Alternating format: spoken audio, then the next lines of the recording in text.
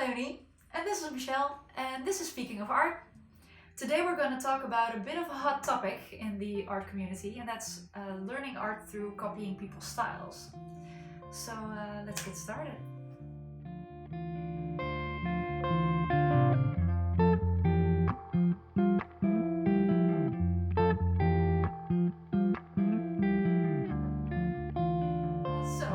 Speaking of copying people's art, it's something that happens a lot these days. We have the internet, you can see everyone's art style, and you can copy everything you want to copy. But it's actually had a history a lot longer than that.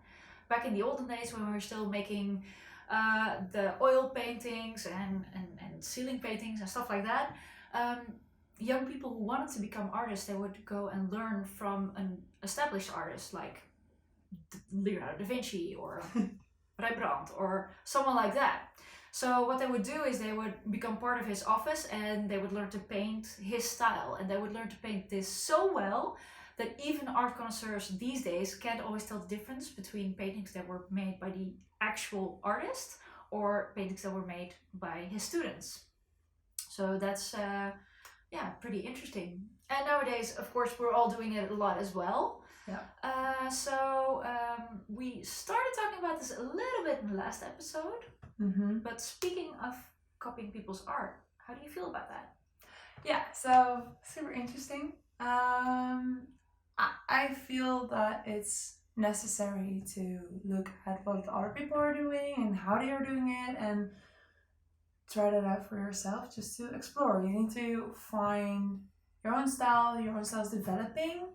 So I'm not saying that you necessarily need your own style, but I'm saying that you need different sources to create something that you feel comfortable with, that makes you happy, and keep exploring because, well, standing still is boring. So Absolutely. yeah, how do you feel about it?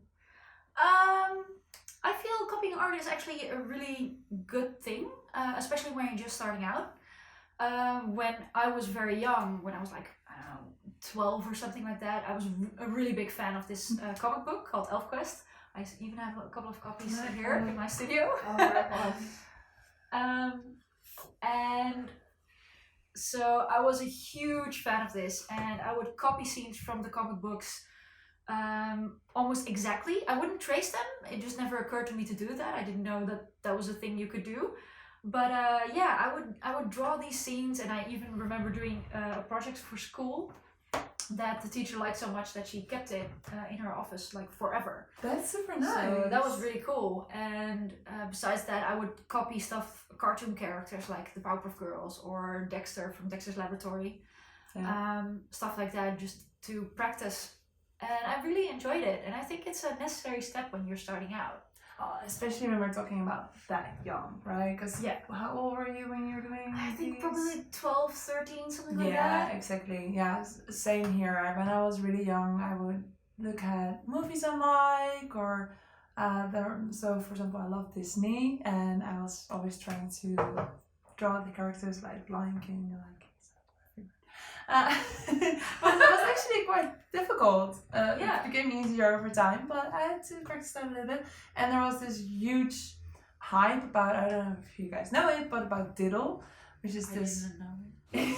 Yeah, so it's this, I don't know, it was only like a hype for maybe a year or maybe 2 years or something, but it's this mouse character, and you have it in all kinds of forms and things, and you had them on little papers, and then you had to collect them just like Pokemon cards. Oh yeah? Yeah, it was I didn't know about that. I remember them being like on like office supplies or school supplies. Yeah. But those office supplies became collector's items, so you would have a map with all different kinds of just paper that you usually would write on, but there was a little artwork on it, and then you have a map, and then you would shove them in. I didn't know that. Yeah, it was crazy. It was a huge thing, and then you would trade them as well, of course, just like Pokemon cards. Like, I have the yellow version, I have the pink version. Shall we trade? Yeah. Sick. Yeah. Cool. So of course it was super cool because I could make that. So everyone was like, so humble. Yeah. Yeah, you don't need to be humble when you just get it right. No, I'm just kidding. But yeah, it was a thing back in the day. So I would copy that a lot. I do also vaguely remember someday copying Lucky.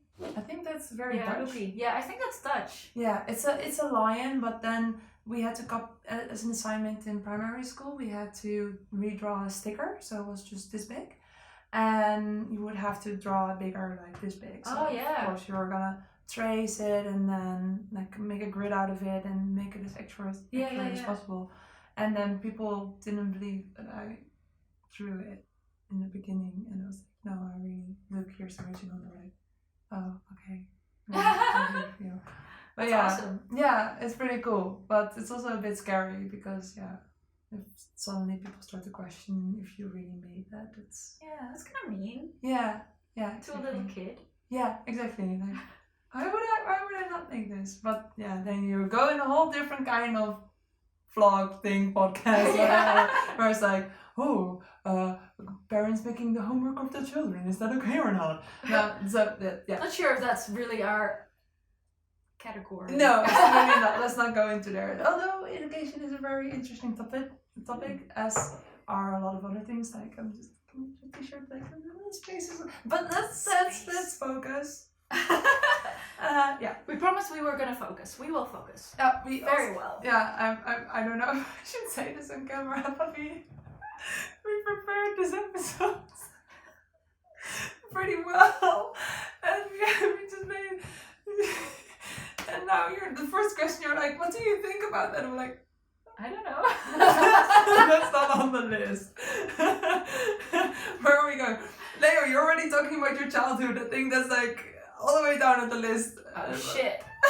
We're doing it wrong, guys. Yeah, but I think it's good. Yeah, it's fun. We're still trying out. Yeah, you get to be here for all fuck ups, so that's awesome. Yeah. Oh, and then immediately I go like, oh, did you listen to this? No. Yes. It's like, oh, other people are also talking about their fuck ups. Do you want to focus? Oh man. Okay, so what we were talking about earlier, like using other people's styles to make them your own. You were saying that it's like kind of a necessary part. Yeah. And last week, I want to say last week. It wasn't last week. Last time we were speaking about the toucan you made for that you copied from Bofeng Links. Yes, exactly. So I looked at this amazing artist called Bofeng Ling. The link will be down below. Make sure to check his artwork because it's amazing. But I saw his artwork and I was like really inspired. Like, okay, how do you make that? So I kind of just went into what color are you using, what kind of brushes are you using, what strokes. Trying to find that in the comments or maybe something on YouTube. And then I made my own toucan because I had a weird toucan face where I drew I think 5 different toucans in 5 different styles. And I basically copied his toucan because he also made toucan. And then I just created some other stuff around it. But I was a bit hesitant about this one because usually I take a style and then I really create something, my own character, or I use it on a redraw challenge or something like that. Yeah. But here I literally kind of took his toucan. But I credit it in below, as you always should. If you use references, just credit them. And it can go 2 ways. It can go either, dude, that's so not cool that you're copying my work and you're stealing my work, people can get offended. Or it can go the other way, where they say like, oh, I'm happy that I inspired you and keep on doing your craft. And I was so happy that he responded that way. So it was really warm and open. And how would you feel if someone copied your work? Well, the problem is that we were talking about creating your own style because it has, of course, a lot of similarities to the topic that we're talking about now. Yeah. We're now more digging into trying out different things and copying styles and copying artwork. And I think that's part of the journey of creating your own style. But your own style is always different, it's always your own. And I don't really have that yet digitally. My core style is more fine liner work, which is super minimal, not minimal, super detailed, super quite realistic, but always some kind of fantasy. So I would never do a realistic scene. Yeah. So that is my style, but a lot of people have that style. And if somebody would take that style and implement that in their own work, I think that's only very reasonable. If they would literally copy just take my image and then recreate it and then I'd be like, that's good practice, but mention me and do not sell it. But if it's just for practice, then I'd be okay with that. Yeah. I think there are different ways of copying someone's style or copying someone's artwork. Yeah. You can either look at it and try to recreate it, which I think is very good for your muscle memory. Because as you were talking about before, even just drawing the lines from Lion King, that's pretty hard. Because at first you just don't know how to make those lines. You don't know how proportions work, and so that's super useful. I think that's the most useful thing. Just like looking at it and then trying to recreate that. And then there's tracing art, which is also really good for your muscle memory. But it doesn't teach you how to view something and then recreate that elsewhere. It's very different. And although, like, if you're young and you want to trace stuff and you just want to learn how to trace something, or you just want to learn how to make a good circle. I can make circles, for instance. I can draw circles. Can you draw circles? I can draw circles. Well, it makes me think of this episode with SpongeBob, where do you notice? That's really terrible. But I'm glad that I inspire SpongeBob related. Yeah, exactly. Well, I know it's very far off. Oh wait, no! I think I do know it. Okay, I'll just tell you. So, SpongeBob is in the classroom. I think Octo, like the squid, is the teacher, and then he always feels like he should be better than SpongeBob, and SpongeBob is of course a little silly dude, and he just does whatever, but it always turns out fine. Yeah. And whatever he does, it turns out wrong. So now finally he was the teacher, and he was like, okay, I will show you how to do this properly. And then he was like, okay, we're gonna start with drawing a circle, and he just draws a clumsy circle on the board, and then say like, yeah, you try to do it better. And then he draws a perfect circle, and he's like, oh my god, how did you do that? And he's like, oh, that's easy. And then he starts to draw a very realistic face, and then he erases it away, and then you just have the skeleton, which is very realistic, and then he erases that away, and then it just leaves that one circle as the base. There's an art meme that's been going around for years, and that's the whole like how to draw X. Do you know that one? No. It's like for instance, how to draw a horse. Yeah. First you draw a circle with like 4 sticks and a stick in another circle. Yeah. And then draw the rest. That's the 2 steps. Yeah. Well, I have seen another meme where it goes like starting a new project or something with a client, and then you have a really realistic head of a horse, and then they're like, yeah, now we don't have brushes anymore, and then there's like this stick figure drawing super ugly rest of the horse, so sad. Yeah, we ran out of budget, so fix it. Yeah. Yeah. Okay. Oh well. Yeah. So drawing circles. Drawing circles. Practicing that kind of stuff, just practicing the movements and everything. That's totally fine if you want to trace and learn that way. Yeah. But I would say if you trace artwork, probably don't post that online. I mean, maybe you can just be very explicit about the fact that you traced artwork. In fact, I heard a lot of stories about the fact that people trace Pokemon characters and then sell that artwork online. And that's just so wrong. It's also so weird now because it seems so useless. I mean, I think creating art and drawing is something about creating something of your own, or giving your own twist, or creating something new in general. Yeah. So it doesn't really make sense to me to literally trace something, or also, like, no offense to everybody who's making really realistic stuff, because I think it's amazing, but if you're not giving it a weird, not possible in the real world twist, then why not just take a photo of it? And I disagree completely. Yeah? Yeah, because I think learning to draw realistically is usually a step that a lot of artists go through. Like a lot of the artists I follow, a lot of comic book artists and just a lot of professional artists, they learn how to draw something realistically first. Yeah.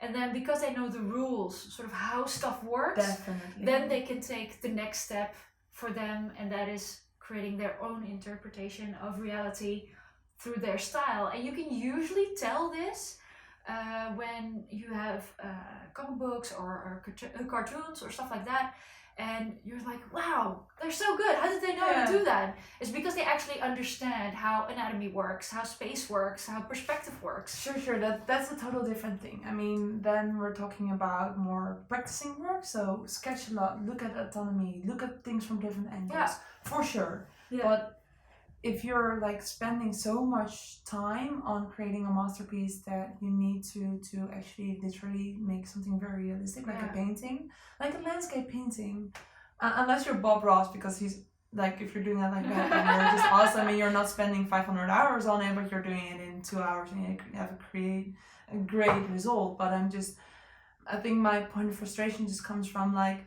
if you're drawing that, then why not, I don't know, why not make a dog with wings somewhere that it looks so realistic, like it looks like a photo. You miss the artistic freedom in the end result. Yeah, it's like you like, or just mix and match. Like, you just showed me an artist that we're probably gonna feature in the next episode, but that just took. She has her own style and it's not realistic, but she took realistic animals and then kind of sliced them up into pieces of fruit. So, I mean, you can literally draw a picture and then do something funky with it. And then why not? I mean, the great thing about art is that you can do that. You can create whatever you want. It doesn't have to be realistic. Exactly. That's true. It's really funny. There's a show on Dutch TV that just finished, and it's called, I think, Rembrandt or something, because it's 100, 200 years since Rembrandt died or something. I don't know. I'll pretend that I know this. It's 200 years ago since Rembrandt was born. That's amazing. And so they had a show about it, and so a bunch of artists learned how to paint like Rembrandt. Yeah. And then every episode they had to finish a piece, and then they would get judged by the judges and by normal people. And there was like, apparently there was one of the contestants who every time added something of her own to it, and she would like get burned by the judges. They would be like, you can't do that, you have to take it out, blah blah blah. And most of the time the stuff that, like the art that they valued most highly was not the art that the normal people judged most highly. So it's very interesting because they know so much about it and they really judged it as like contemporary art and what it was supposed to be like, rather than just their impression of it. So I thought it was really interesting. I think that has to do with the rules of the game that you're playing. Yeah. I mean, this is why I love playing games. I love playing board games, but I really don't like cheating. I need everybody to stick to the rules because else I don't see the point of playing. Yeah. There's this one game called Munchkin where kind of the only rule is that you are supposed to bend the rules. So there's like a rule that you're supposed to not obey the rules, and then it makes it okay, and then I cheat the fuck out of it. Really? So, I'm like, oh, you're not looking, I'm just taking your card. So you don't get like, I don't know, that you can't play the game because there are no rules? No, because you just have to do it in a sneaky way, right? It's like it's about these weird characters that you have to. You have cards with add-ons, like you can get a helmet and you can get shoes and stuff like that. But it kind of says in the rules that it's okay to do whatever. Yeah. So if somebody would not be paying attention, or my friends would get beers or something, I would just put the shoes on my own card. Or make sneaky deals like, ooh, I saw in your cards that you have that one. Do you want to trade it for this one? Hey, hello. Yeah, so that's weird. But I think that relates to what you're saying about judging it, because I would need to first know what I'm judging it for in order to judge it. But that also means that your personal rules for art are founded in taking that freedom and creating a sort of like creative new thing. Yeah. Oh, that's interesting. Yeah, because I think art is two things. It's the skill to actually create something, which is like Rembrandt. You just need to know that you have to paint some certain underlayers, how to prepare your canvas, how to mix the pigments, all that technical stuff. You need to be able to do that. You have to be trained to do that. And then you have the other creative ability where you're able to look at things a certain way, to dress things differently, give it a twist, put humor in it. I don't know but that's so personal. That's so Yeah. unique to yourself that you can only develop in your own way by getting a bunch of inspiration throughout your whole life, and then combining that into something new. Yeah. And I think the magic happens when those two overlap. And Yeah. I wish I had way more technical experience. I wish I knew how to do all that. And when I'm in an art store, I'm like, can we start? Yes, this is perfect. I love it. I want to spend all my money. But then when I come home, I'm like, yeah, I don't really know technically how to use this. I'm gonna just smash it on whatever and see what happens. Yeah. But things like putting salt in it or sand in it and creating textures Yeah. or alcohol where it naturally just splits up. I haven't done enough of that. I would love Me to neither. explore that. Yeah, you're also working with gold stuff, so I'm Yeah. always looking at your stuff like, okay, what are you using? How are you using that? Because I have no experience with that. Yeah. I think that creates more freedom to be more free in Yeah. the way you creatively express yourself. Yeah, that's true. And I have to agree that the art that I find most interesting myself is art that is a little bit stranger. Yeah. I mean, that takes the real world or something about it and creates something, a little surreal. Yeah. I think I like that best. So we went a little bit off topic there. Now we're going back to our topic, which is copying people's style or their art for practice, for fun, for whatever reason. And we've come up with a couple of do's and don'ts on this topic that we want to share with you guys. And the first do that I would definitely advise is look at many different artists and put that together. I've done this myself a lot, and a little example that I could give is last year I wanted to learn how to draw peony roses. And so first I drew a rose from a picture, and then afterwards I looked at how my favorite artists were painting this rose and what kind of visual language they had created in order to convey that this was a rose, because in most cases it didn't even technically look like a rose, but you understood that it was. Mm. So I used that and I changed that all up a little bit until I came up with my own version. So that's something I would definitely recommend doing. I think that's one of the best ways to learn from other artists, is to just pick things and pieces and put that together in your own style. Yeah, definitely. Just look at positions, objects, landscapes, anything, and mix and match. And then create your own. So you can copy, but it's still new. Yeah. Another do is look at the real world for inspiration too. Don't just look at other people's art. Don't just look at comic books. Don't just look at cartoons. Look at the real world too. When I first started drawing, I only used comic books and cartoons and other people's art for references, and my art remained very flat and sort of lifeless because I didn't understand really how it worked. I was just copying a copy, sort of, because someone's art is always a copy of real life. And when I started looking at real life, I started getting more life in my art as well. Yeah, definitely. Also, it sometimes helps. Like, it can take a long time if you want to study certain positions. It can take a while to find the positions that you're looking for on the internet. Just ask somebody or use a mirror to take photos of yourself. Yeah, from different definitely. angles, and then draw that, or Yeah. take out your camera and start photographing nature around you. It's actually Yeah. also really relaxing to have a nice walk. Yeah.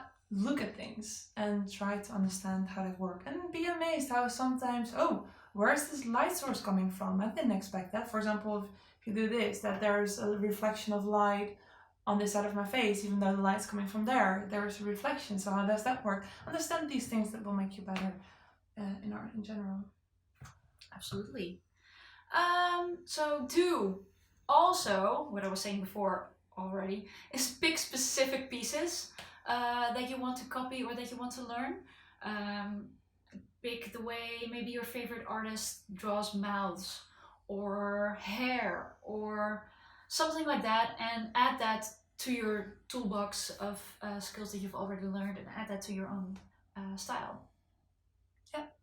And then that to me is just also very important. Sometimes you have these artists that are really good at creating skeletons or muscles, and I'm always really amazed how well they understand that. And also, I was drawing Robot Bambi, where I was trying to understand, like, okay, where would organs normally be, or how would a digital brain look like, and then we just study a little bit of cars and motors just to recreate that. So yeah, drawing look at things. And but yeah, what you say is like take specific things and really dive into that, because for example, an eye is already so complex, or nose, how do you draw that? It's just and it's super complex, and sometimes you'll find that maybe your favorite artist, the way they draw that is actually super simple because they came up with a way that works for them and that makes sense in their brain, and you look at that and that comes across like you get it. And sometimes things don't have to be complex in order to convey complexity.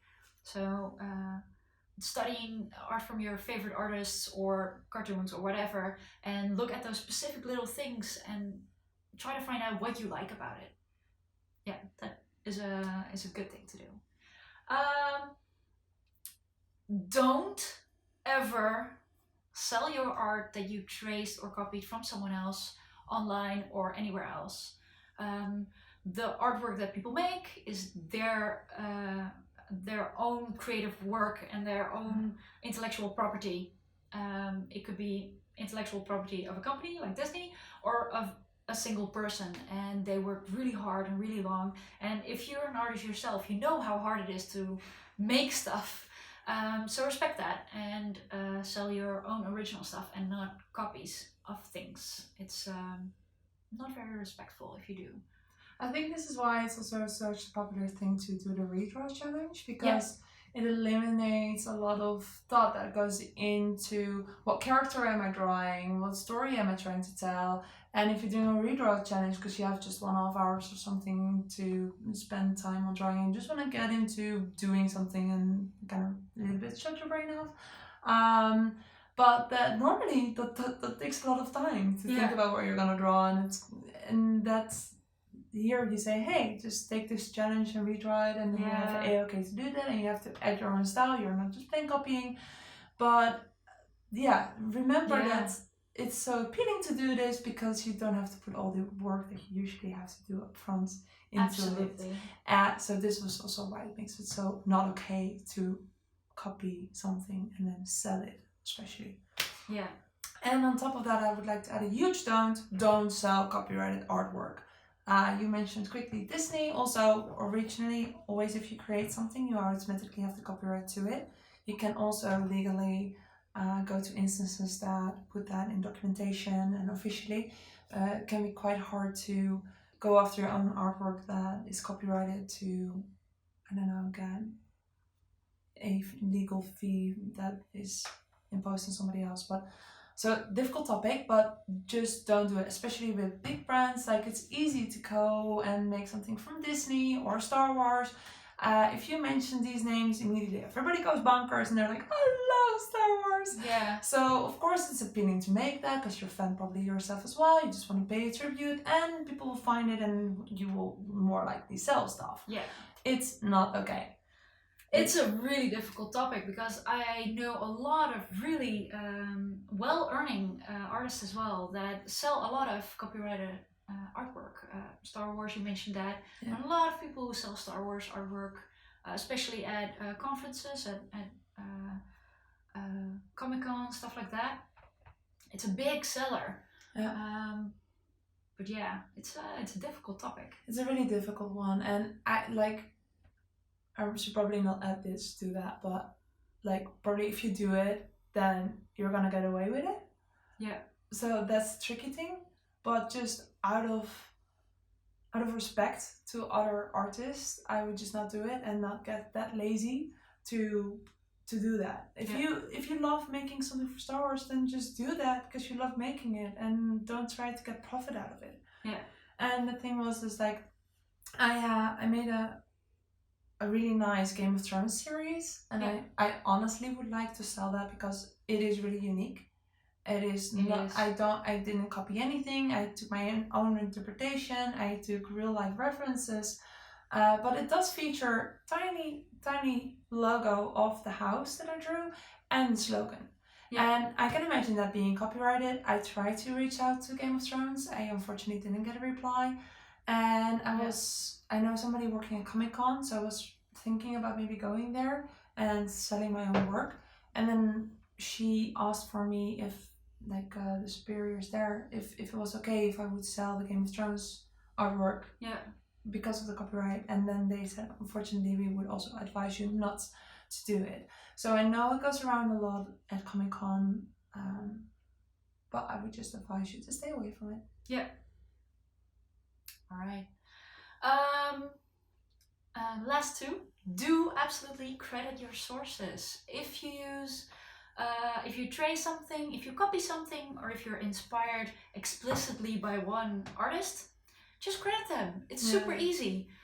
You just add them to your tags, or just add a hashtag with their name on it, something like that. It's super easy to do, and they'll definitely appreciate it. Yeah. And if not, which is our next two, you should respect the boundaries of other artists. I mean, if you do tag somebody and he or she is not really pleased with you making this artwork based on their whatever, respect that. Say, hey, sorry, I didn't mean any harm. I'll just take it down. I mean, what's the harm in that, right? You knew what you were going into. You knew you were taking something from somebody else, and if you remixed it to a certain extent, then I'd be like, yeah, okay, well, you kind of made it your own. But if you plain copied something, yeah, be just a gentle man or woman about it and respect that and say, hey, sorry, didn't mean any harm. Yeah, and I want to add to that, a lot of artists have a little bit in their bio if they would rather people don't copy, trace, or use their artwork for inspiration or for remakes or for whatever.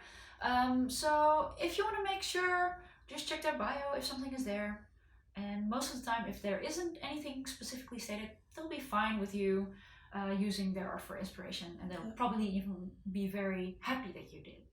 Oh, and I would like to call out the artist community in general. Since we know a lot of stuff is being copied where it's not supposed to be copied, or it's actually ripped and being sold on products or as prints, let each other know. Have an eye out for your friends, for the people that you know online, and just say, hey, I found this artwork, saw that you weren't tagged. Did you actually know about this? And then they can take whatever action they want. Exactly. Yeah. All right. That brings us to the almost end of this episode. We're quickly going to take a sidestep to our featured artists of this week. Yes. Or this episode. I keep saying week. I don't know why. The person that we're going to be talking about is called Kellogg's Loops. If you don't know him, you are missing out. What's going because, on? like, are you sure you're on internet? Because this is followers? 1 million. He has a million followers, and this is the thing about Kellogg's Loops. He has a million followers, but he's the nicest guy. Like, have you ever been in touch? I have been in touch, actually. I've tried twice, but he's ignoring me. He's super busy, which makes sense. Makes sense, yeah. He recently had a gallery show, a personal gallery show, and he's amazing. He makes the most amazing artwork. Yeah, it's really beautiful. But actually, talking about your own style. Talking about your own style, he has the most amazing style. But I have signed in to maybe be part of an exhibit in my hometown, and one of the ideas I had was to show off some of the Draw This in Your Style drawings I made, because I'm very proud of them. And then, of course, tag the original artists, etc. So I reached out to a bunch of the artists that I did redraw challenges for. And he actually got back to me, I think 2 days ago or something, saying, oh, I'm so sorry it took so long, I was very busy, but of course do that, and you made your own beautiful artwork, and definitely do that, and I hope you have a good time. That's crazy. So that's amazing. That really shows what kind of a super humble and super nice guy he is. Yeah. And you can imagine if you have 1 million followers that a lot of people are just like talking to you all the time. Yeah. So it's impossible to keep track of, but so he's a really nice guy. Yeah. Yeah, you can also see that he also has on YouTube. He has a few videos of him making work or doing a studio tour. And Yeah. so quite inspiring. Yeah.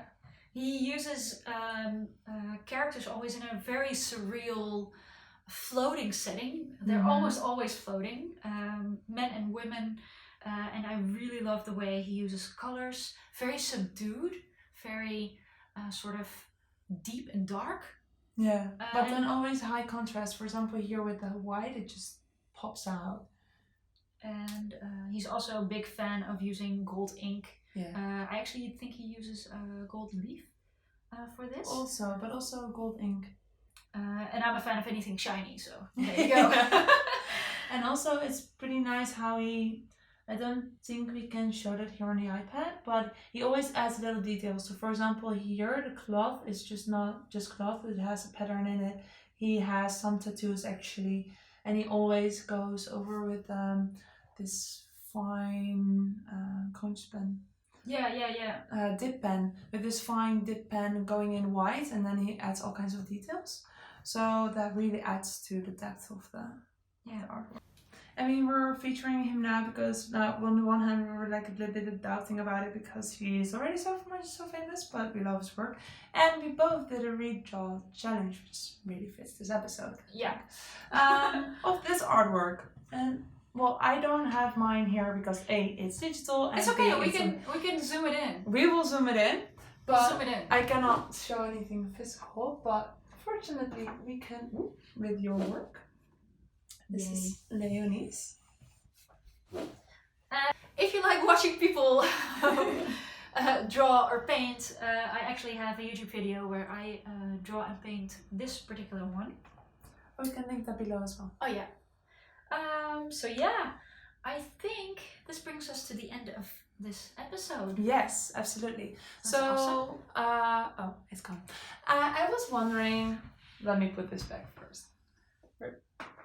I was wondering what are your thoughts on this? Did you ever participate in a redraw challenge? Did you copy somebody's style? Do you have good or bad experiences with communicating with other artists about this? For example, did you copy something and then how did that turn out? Yeah, how did they respond? Yeah. Or do you think, oh my god, this is so not okay, you're so not supposed to copy anything? Curious to hear what you think about it. Have you maybe done it yourself? Was it part of your learning curve or not? Yeah. And of course, if you have any other questions for us, then please let us know in the comments below. And like, subscribe and all that kind of stuff if you want to see more. You know how to do that, so we don't need to tell you. So thanks for watching, and we'll see you next time. See ya. Bye!